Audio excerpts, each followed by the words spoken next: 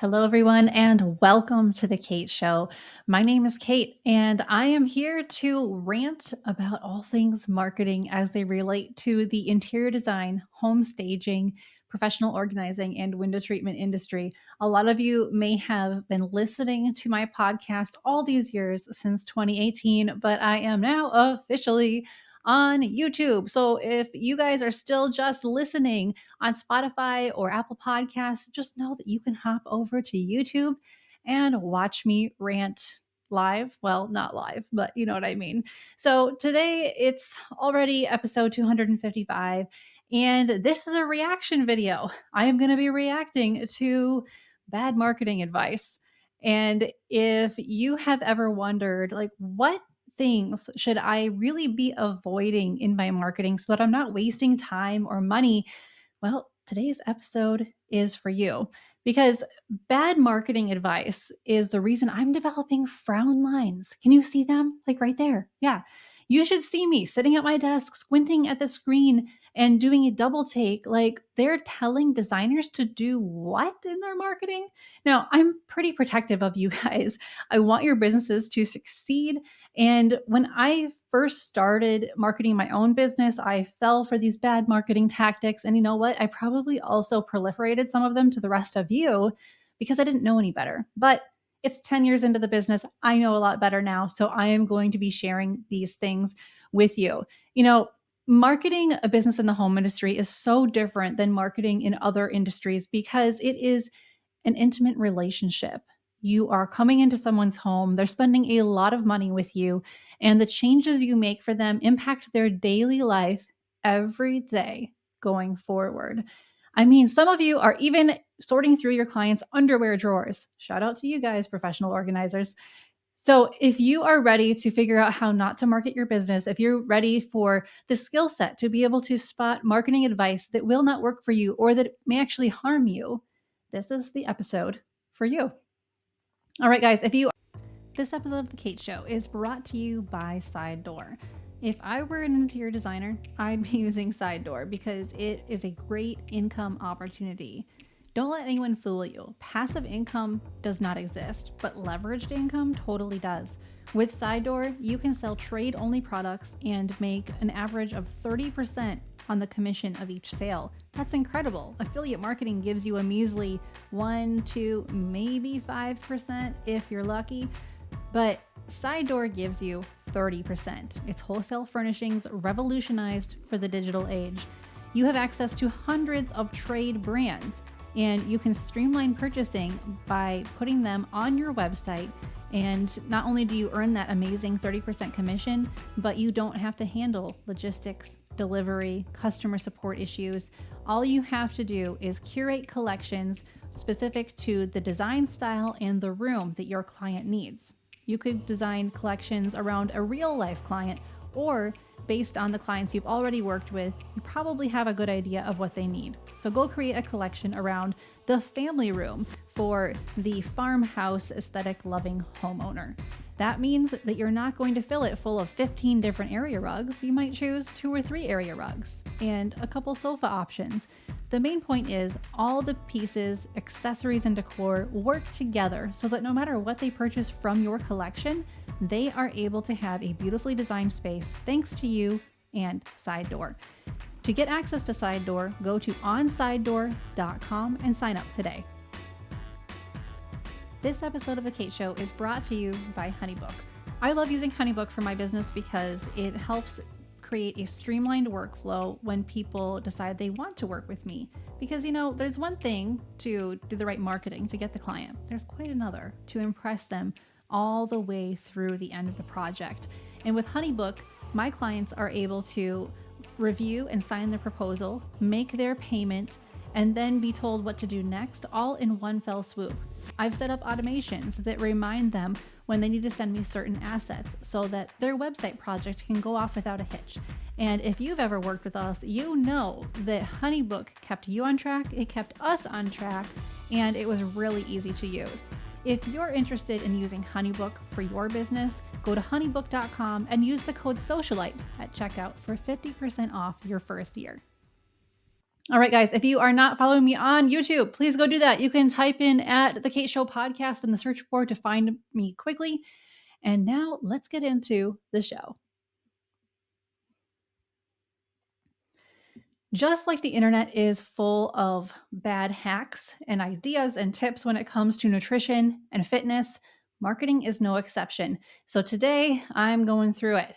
Bad advice number one is wait until you are more successful to get a professional logo and website. So if you're just started out in your business, you don't have a lot of cash flow, and you're piecemealing, hodgepodging logos together in Canva, or you hire someone on Fiverr to build you a website, you can. Like everyone's been there. I've been there. I've had to bootstrap the heck out of things. However, waiting until you are successful to then look successful is backwards. If you want to be successful, you need to look the part sooner rather than later. In fact, the sooner you look legitimate, the more quickly people will see you as legitimate. You get to teach people how to treat you and your business. You get to control the perceived value that your business presents. So if you want to charge premium top dollar, not only do you have to like really offer amazing services, but you also have to look the part. Okay. You also have to have a professional website that functions really well, has all the proper integrations, whether it's letting people book a discovery call with you right then and there versus going back and forth via email. It's about having good internal workflows, whether you're using Honeybook, my favorite, or Dubsado, or some other platform. You have to make sure that you are delivering a stellar client experience. And that starts not even just with the website, but also with your logo, with your brand. And by the way, a brand is not just a logo, a brand is the personality of your business. So, how are you presenting that personality? Well, if that personality is piecemealed and hodgepodged and ever changing, meaning every time you design something in Canva, you tweak it a little bit because you like this font today, tomorrow you like this color, and next week you're going to like a totally different aesthetic altogether. I get that because as a business owner, I've gone through many iterations of my brand, but I had to settle on something because people do not trust companies that are always changing their personality. In fact, don't they actually have some illness terms for that? So if you want to save your business from experiencing the drawbacks of multi personality disorder, then you have to be solid on your brand and you have to look professional from the start. Okay, bad advice number two, use words in your marketing that sound fancy, even if that's not how you or your ideal clients speak. When I collaborate with clients who are in the middle of a rebrand, there is sometimes tension between the desire to use very elevated speech because the home industry by nature is kind of fancy. You know, we all like it that way. But there's a deep need to be conversational as well. And more importantly, to reflect how the ideal client talks. For example, a brand strategist might recommend that you describe your full service construction and design services as being from the ground up, quote unquote, or even refer to them as, quote unquote, large scale renovations. But is that how your ideal client talks? Wouldn't they just be Googling things like new home builder, interior design for my whole house, or something basic like that?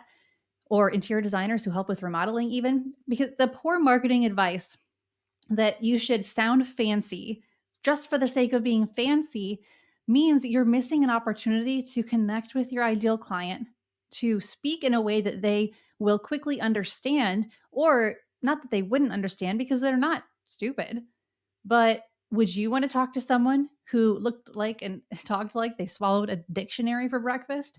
No, that's off putting. You want to work with someone who has personality and who is able to communicate well, and your clients want the same thing. So you need to make sure that you're not being fancy just for the sake of being fancy. Talk the way your ideal client talks. In fact, one of my best little marketing tricks is to use my ideal client's words against them.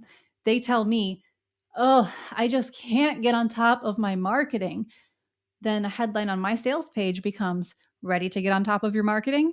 Because they understand that because I'm speaking their language.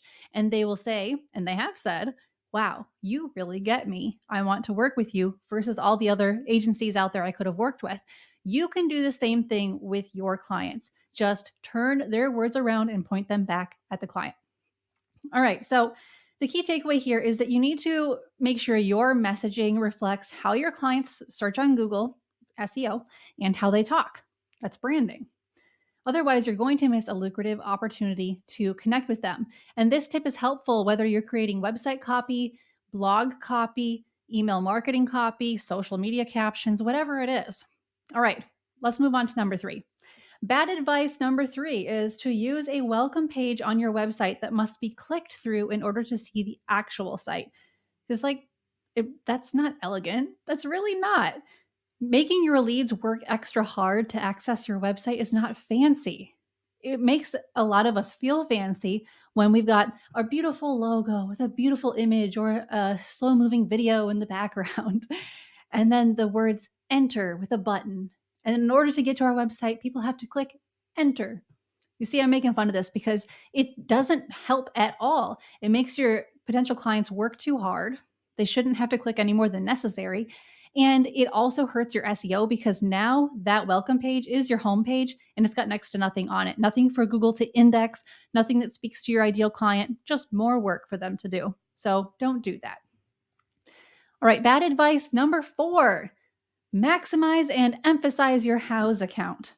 Now, of course, there are caveats to this. Some people get a lot of clients, good clients, from house. But by and large, what I have seen in the decade that I've been doing this is that's a very, very small group of people. Most people have tried house. Okay. They're a giant and they get locked into contracts with this giant, and the giant doesn't want to let go. But once they get out of those contracts and they're no longer paying for these leads that were just tire kickers to begin with, they realize there's a lot better ways to be spending their marketing dollars, and House is not one of them. Now, like I said, there are caveats to this. Some people do get good leads from House, but by and large, it's not the case. So if you want to use House, just use it as a free profile. You don't need to use House Pro by any means. All right, bad advice number 5, use direct print mail to contact cold leads. Now, as with anything, there are caveats to this as well. If you can highly and specifically pinpoint the different neighborhoods and areas that you are targeting, and you're not just doing some sort of blanket mass print mailing to a certain zip code, that's more effective because it's going to be a lot less expensive. You're going to have a lot less mailings to send out, but you'll know that at least the ones you are sending out are going to the households that you would potentially want to work with. So that's one thing. The other thing is if you're going to do print mailing, make sure that you have a small ask on that postcard. So whether it's a postcard or it's a postcard inside of an envelope, you should have photos of your work. You should have at least one photo of you. And then the call to action should be very loud and clear. And it should not be go check out my website because that's way too vague. And also, what are people going to do when they get to your website? Probably leave. So instead, you need to have a specific offer. You can either offer your lead magnet, like say, have you ever worked with a designer before? No? Well, here's a chance to figure out what that would be like. Now, obviously, I'm just pulling these words off the top of my head. But then you can say, go here to download my free design guide and then have yourwebsite.com/design guide. Or you can pitch your discovery call. So, never worked with a designer before? We can change that. Book your discovery call to figure out whether or not we are a good fit for your project. Go to yourwebsite.com/booking. It's better to do that versus a big ask because remember, a series of small yeses will prime them for the big yes, which involves writing you a check. All right. So you might be thinking, yeah, well, okay, I can do all of that. I can do the print mailings, but that's like a one time thing or a quarterly thing or even just an annual thing. What do I do in between? How do I get in touch with people who might want to hire me or refer me? Great question. Glad you asked. Well, this is where email marketing comes into play because email marketing is really fast. You can track the results, unlike print marketing. You can't track print at all. And that's why it's so archaic. But with email marketing, you should be sending out a newsletter every 2 to 4 weeks. And you should be including a call to action that lets people book a call with you or fill out your client intake form, whatever makes sense for your workflow. Although I do firmly believe the discovery call is the best place to start, because when you can get someone one on one on the phone with you, the likelihood of you being able to convert them into a paying client goes up exponentially. All right. So if you're sending out a newsletter every 2 to 4 weeks, that helps you stay top of mind with people. And maybe you're sending these emails to the same people you're also sending postcards to, or maybe this is a totally different demographic. A lot of people, when they come to my agency, will be like, I want to send a newsletter, but I don't have a mailing list. I've been in business for years. I never accumulated a mailing list, or I'm brand new to business. So I also still don't have a mailing list. Well, in that case, you say, if you have any people who have contacted you but not become clients yet, put them on the list. If they were clients, put them on the list. Friends, family, colleagues. But here's the thing: do not buy mailing lists, because that's unethical. Do not go through the internet and just scrape addresses from people's websites and add them to your mailing list, because that's also unethical. And big platforms like MailChimp, Flowdesk, Constant Contact, they know if you've purchased a list, they know if you've scraped email addresses, and the penalties for that can be pretty high. So make sure that you're only emailing people who have communicated with you before, they've said they want to be on your mailing list, and then go with it. Because even if you have only 12 people on your mailing list, that's still okay. You don't have to have a huge list in order to get results. All right, bad advice number 6: offer discounts to encourage leads to call you. Now, it's so easy to fall into the trap of thinking the only reason people aren't hiring you is because you're not offering the right discount, or because your prices are too high compared to that of your competitor. Trust me, they're not waiting for a deal. They're waiting to, number one, find out that you exist, and number two, determine why that matters to them so that they understand, number three, how you can help them. Honestly, it's all about them, the client. It's not actually about your pricing. When you offer a discount, you are attracting people who like discounts. That's a problem. Those are not fun clients. Rather than heading straight for a discount to solve your dry pipeline problem, do some internal work first. Don't worry, I'm not going to get all woo-wooey on you. You need to assess the first impression that your website makes, your storefront, or your marketing materials. Do you look professional or hodgepodge? Kind of going back to the first thing we talked about today. You can't wait until you're successful to look professional. You need to look professional right away, because that will help you become successful more quickly. Next, you need to assess your follow up methods. If you were on your own mailing list, when was the last time you heard from you? Or look at your current lead magnet. If you were on the fence about hiring yourself, weird, but we'll go with it, okay? Is your lead magnet enticing enough to make people want to sign up for it? You have to be objective here. Be honest with yourself. If things feel piecemealed, if the offers aren't enticing, if all you're doing is offering a promo code or a discount, that's not enough. And by devaluing your pricing, you're also devaluing your business. That is not the type of client you want to work with. All right, bad advice number 7: use a paid referral program to get your colleagues to send you more leads. The idea that you should pay someone every time they refer clients to you is a fast way to hurt business relationships. I mean, how are you tracking this? How are you paying the referral source? And what happens when they stop referring people to you and instead refer people to someone else that they're friends with just because? It gets messy. Trust me, I've been there. Forge an alliance with business owners that refer people to you just because they want to. There's no commitments here. There's no strings attached. And hopefully you also can refer people to that business or that business person. Because when you can refer business back and forth to each other, what you're telling your audience is I give my stamp of approval to this person, and vice versa. That makes their audience trust you faster. And of course, the reverse is also true. So make sure that you don't fall into the trap of saying, okay, well, I'll give you 20% of every, consultation that I book because of people referring, or because of you referring people to me. Don't even go there. It's messy. It's a messy thing to get into. All right. Bad advice number 8: be active on as many social platforms as possible. The pressure to make videos and content for social media is really at an all-time high. Do you know why that is, by the way? You might think, oh, it's because people love video. Well, sure. But here's the other thing: these social media platforms have nothing if they don't have content creators. The content creators ensure that people will stay in the app. So the app wants constant content. It is an ever hungry beast. And if you are not producing daily, then you're going to be buried by the algorithm. But does that really matter? Here's the thing: I run a completely online business and I am barely on social media. I post once a week on Instagram. I post the same thing on Facebook every week. And then I have one YouTube video that comes out every week. That's it.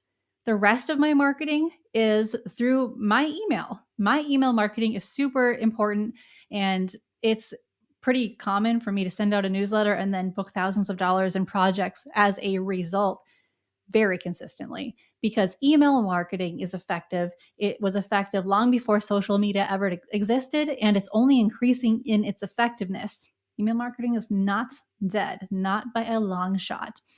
So the idea that you should be active on social media is, it's really it's silly. I mean, honestly, if you are running a business in the home industry, your client does not make their buying decisions when it comes to high ticket things like interior design, where, the starting price is what, 30,000 for a bathroom.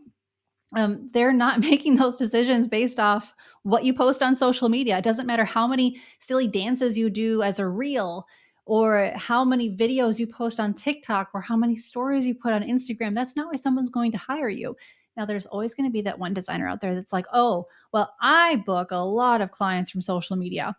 Might be true, might be. But what I've found is even the designers who claim that they book clients from social media are missing one important element, and that is this: the people that they are getting projects with didn't even originally find them on Instagram. They found them through some other venue and then followed them on Instagram and then became a client. So you have to understand, is your social presence actually reaching new people, or are people just using it as a mechanism to connect with you because they found out about you somewhere else?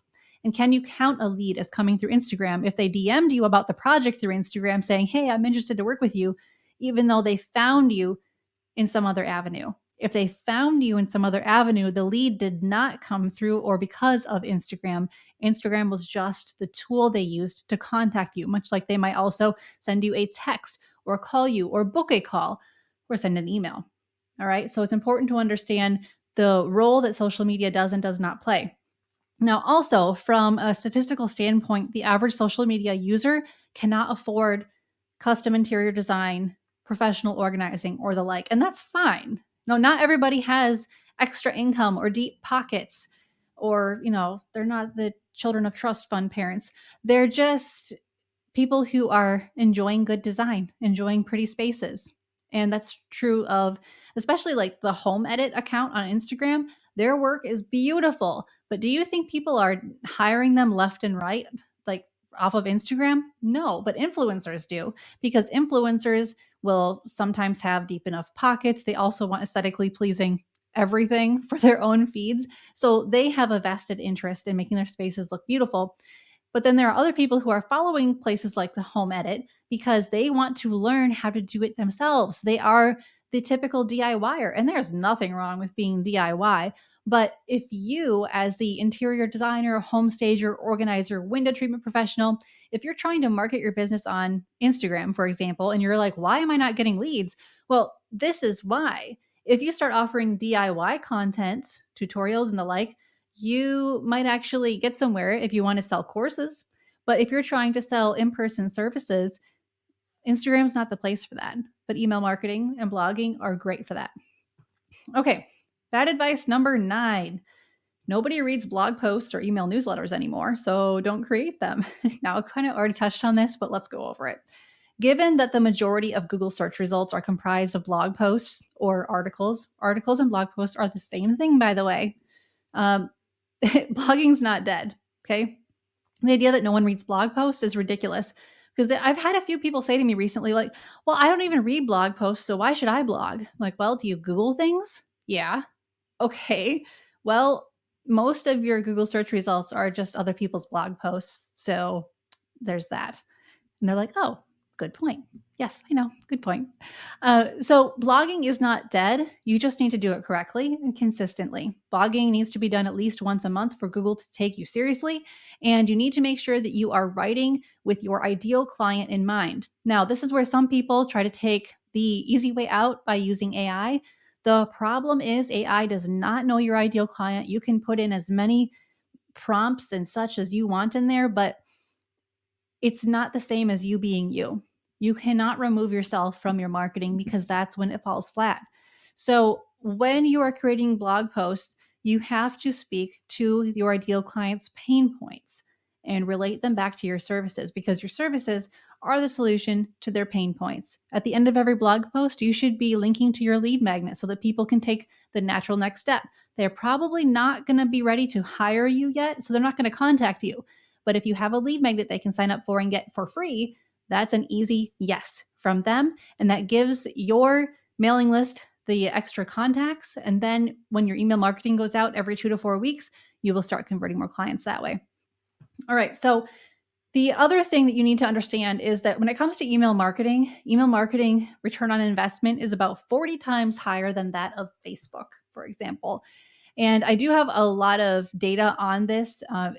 In other episodes of my podcast, I'm not going to rehash it all now, but even if you would like on your own, just Google email marketing ROI versus social media ROI, and you will be astounded by the results because email marketing is a lot less work, it's a lot less expensive, and it's a lot more effective. So, like, it's kind of a no brainer. All right, guys. Well, that is me reacting to bad marketing advice. And it turns out that my reaction to bad marketing advice is to just go on rants. So I've gone on 9 different rants. I hope you enjoyed it. But if you are looking for marketing help, I would like for you to go download my marketing calendar. It's completely free. Go to katethesocialite.com and it'll be right there. You'll see it at the top of my website. Sign up for it. And when you do, you're going to get a customizable marketing calendar. You can drag and drop things wherever they need to go. You'll have a list of tasks already set up for you to play with. And then you'll also get 6 months of marketing coaching from me automatically sent to your inbox. And then you'll also have the opportunity to book a call with me if you would like to discuss your marketing one on one. I would love to do that. I do offer complimentary marketing audits, and then we can figure out how to best help you, whether it's to break through the wall because none of your marketing efforts have worked in the past, or to get your marketing set up right from square one if you are a new business, or if you've just rebranded, or if you've been in business for a while and you were operating off word of mouth referral, but then all the referrals dried up. What do you do then? Well, I know what you do then because I've been doing this for a while and I only serve entrepreneurs in the home industry, which means I do a deep dive into what does and does not work from the standpoint of creating websites to creating email marketing content and blogging content and overall brand messaging and strategy. So, again, if you need a marketing calendar for your business in the home industry, go to katethesocialite.com and get it today. Guys, until next time, keep your marketing simple, your message clear, and I will talk to you soon.